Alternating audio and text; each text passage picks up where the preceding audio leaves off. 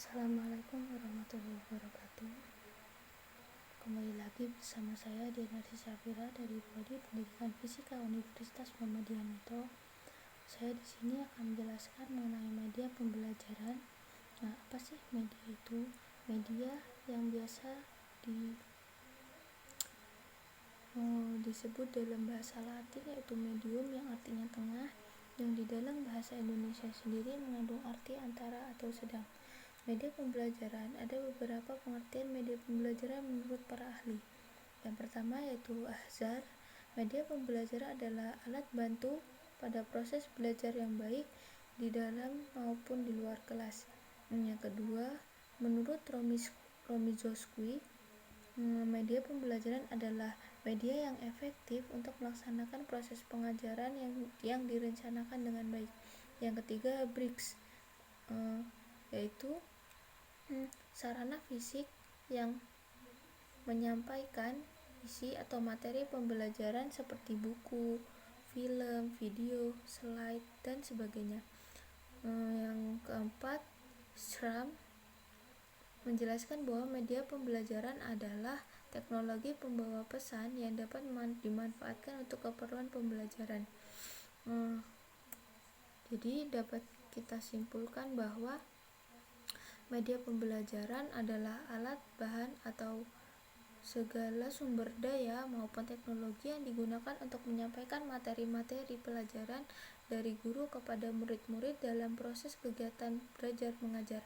Adapun fungsi media pembelajaran secara umum yaitu seperti yang telah dijelaskan bahwa istilah media dapat digunakan pada berbagai bidang. Namun, secara umum pula media memiliki beberapa fungsi, antara lain: pertama, sebagai sarana informasi kepada masyarakat. Yang kedua, membantu mengatasi keterbatasan ruang, waktu, dan daya indera. Ketiga, sebagai sarana untuk mengapresiasikan ide atau gagasan kepada halayak. Yang keempat, sebagai sarana pendidikan bagi masyarakat secara umum. Yang kelima, sebagai sarana untuk melakukan pengawasan atau kontrol sosial bagi masyarakat. Adapun 11 manfaat media dalam pembelajaran menurut Kemp dan Dayton.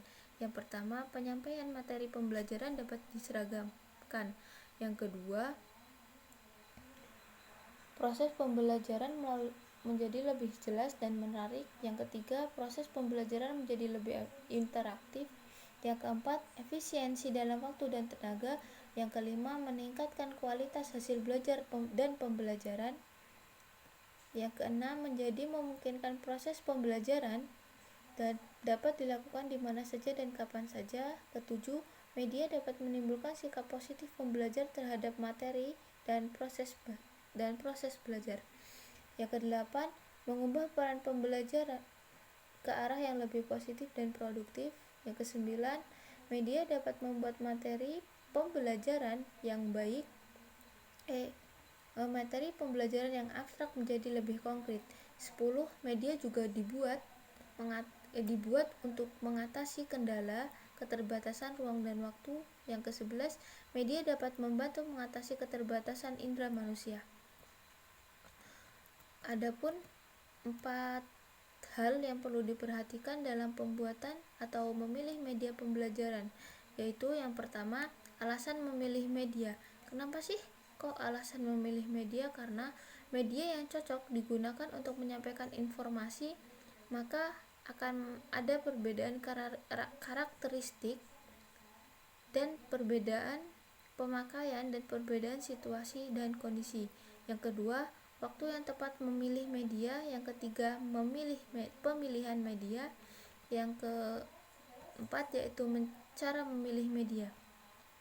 Adapun langkah-langkah penyusunan media pembelajaran menurut Rahmat, yaitu yang pertama, membuat ide, gagasan, atau pemikiran. Yang kedua, menganalisis kebutuhan karakteristik siswa. Yang ketiga, merumuskan tujuan.